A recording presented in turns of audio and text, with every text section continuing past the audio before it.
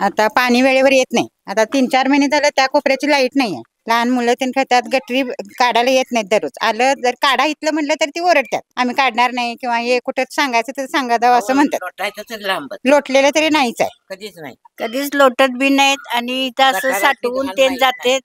आणि काढा म्हणलं की आत्ता काढतो नंतर काढतो, ते तसंच तिथं कचरा पडलेला असतोय. पाणी आता 2 दिवस झालं येणार नाही म्हणून सांगितलं म्हणून आम्ही भरले. खरं आता दुसऱ्या दिवशी पण येत नाही. कमी दाबाने म्हणलं तर सोडतच नाही, तिसऱ्या दिवशी सोडतात पाणी.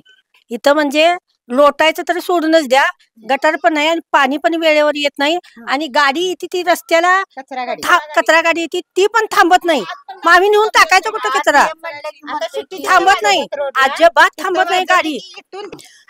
10 वर्ष झालं आमच्या इथं रस्ता करून, त्याच्यावर रस्ता झालेला नाही. आणि गटरी म्हणजे आमच्या लहान आहेत, ह्या गटरीत ना म्हणजे आम्हाला काय जर खरकाटच जरी टाकलं तर आम्हाला बारड्यान पाणी वाटायला एवढं तुमतंय आमचं. टॉयलेटची पण सोयच नाही. आणि पाण्याची तर आमची वरच्यावर तक्रार चालू आहे. सगळीकडे पाणी येते तर आमच्या इकडे पाणी नाही. थेट पाईपलाईन केल्यापासून आमच्या इकडे 8-8 दिवस 4 दिवस गेले की पाणी नाही, 4 दिवस गेले की पाणी नाही.